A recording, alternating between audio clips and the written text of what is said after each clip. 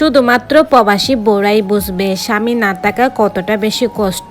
আমরা কিন্তু সারা বছর অপেক্ষা করে থাকি আমার স্বামী কখন প্রবাস থেকে দেশে আসবে। দেশে আসার পরে কিন্তু অনেক ধরনের আত্মীয় স্বজন বেড়ে যায়, তখন কিন্তু বউকে আর মনে থাকে না, তাই না? এগুলা কিন্তু আমাদের সাথে হতে থাকে। তো চলুন আজকে কিন্তু আমি আমার জীবনের গল্প আপনাদের সাথে শেয়ার করি, আশা করি আপনারা সবাই শুনবেন। আমার হাজবেন্ড কিন্তু প্রবাসে থাকে। আমার কিন্তু 3টা নন্নাস আছে। আমার নন্নাস গুলা কিন্তু প্রতি মাসে তাদের ভাইয়ের বাড়িতে বেড়াতে আসবে কিন্তু একদিন 2 দিন ওরকমই থাকবে না, 7 দিন 8 দিন 10 দিন 15 দিন 20 দিন এভাবে থাকবে। 3টা নন্নাস কিন্তু আমার একসাথে কখনো আসে না, ওরা কিন্তু 3 জনে 3 বার করে আসে। এরা যদি আমাদের বাসায় আসে, মানে আমার শ্বশুর বাড়িতে আসে, তখন কিন্তু আমার শাশুড়ি 1 মাসের হাত খরচের টাকা 15 দিনে শেষ করে ফেলে।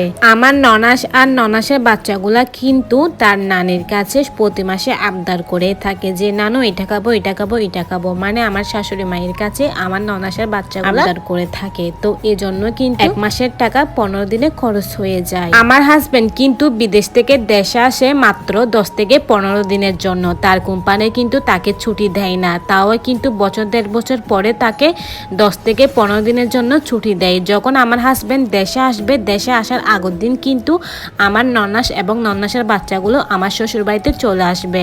যতদিন পর্যন্ত আমার হাজবেন্ড বিদেশে যাবে না, ততদিন পর্যন্ত কিন্তু এই 3টা ননাসের বাচ্চা আমার বাসায় থাকে, মানে আমার শ্বশুর বাড়িতে। তখন কিন্তু আমার হাজবেন্ডও কিন্তু আমাকে সময় দেয় না, তখন কিন্তু তার বোনের বাচ্চাদেরকে নিয়ে বিজি থাকে। তার যে একটা বউ আছে সেটা তার খবরই থাকে না। আমার হাজবেন্ডকে যদি বলি চলো আমরা কিন্তু 2 জনে আলাদা করে কিছুক্ষণ টাইম কাটাই, তখন কিন্তু আমার হাজবেন্ড বলে একসাথে কাঁদছো একসাথে ঘুমাচ্ছ, আবার কিসের আলাদা করে টাইম। এমনকি তারা আমাদের বেডরুমে পর্যন্ত এসে ভিড় করে। কারা জানেন? আমার ননাসরা। রাত 12টা পর্যন্ত তারা আমার বেডরুমে এসে আমার হাজবেন্ডের সাথে গল্প করে, কিন্তু আমার হাজবেন্ড তাদের বোনকে কিছুই বলতে পারে না।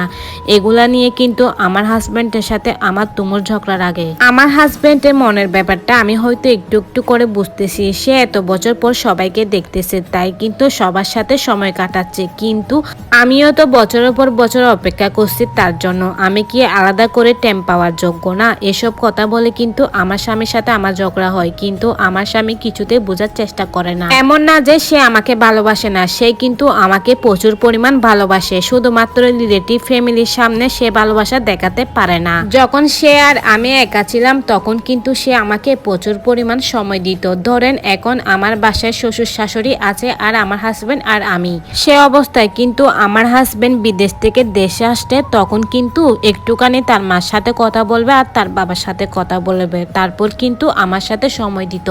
এখন কিন্তু তার 3টা বোনের বাচ্চাদের জন্য আমাকে সে সময় দিতে পারতেছে না, যেহেতু তারা আমাদের বাসায় আসে। বাট আমার নন্নাস গুলার কথা বলতেছি, তাদের কিন্তু বোঝার উচিত ছিল যে তাদের ভাই কিন্তু বছর 2 বছর পরে দেশে আসতেছে, তার বউ আছে, তো তার বউকে সময় দিতে হবে। আমরা এভাবে ভাইয়ের বাসায় পড়ে থাকলে হবে না। এগুলা কিন্তু আমার শ্বশুরও বলে না, আমার শাশুড়ি বলে না, এবং কি তার ভাইও বলে না, এবং কি তারা নিজের থেকে বুঝতে পারে না। বলেন তো এখন আমি কি করব? কিছু বুঝতে পারতেছি না। কিছুদিন পরে কিন্তু আমার হাজবেন্ড বিদেশ থেকে দেশে আসবে। আমার না অনেক পরিমাণ ভয় লাগতেছে। এখনো পর্যন্ত কিন্তু আমার ননাসরা আমার বাসায় আসে 15 দিন ধরে। আবার আমার হাজবেন্ড যদি দেশে আসে তখনই কিন্তু আবার 3 বোন চলে আসবে। তো আমি কিভাবে এগুলা থেকে রেহাই পেতে পারি? প্লিজ আমাকে সবাই উপদেশ দিতে ভুলবেন না। আমার মতো যে আপুরা প্রবাসীর বউরাই আছো, তারা শুধুমাত্র জানো আমরা কিন্তু তাদের জন্য বছরের পর বছর অপেক্ষা করি তারা কখন দেশে আসবে। আর তারা যখন দেশে আসে তখন কিন্তু আমাদের কথা ভুলে যায়, তাদের সব আত্মীয় স্বজন বেড়ে যায়, তাই না? তো এমন পরিস্থিতি শুধু প্রবাসীর বউরাই বুঝবে, আর কেউ বুঝবে না।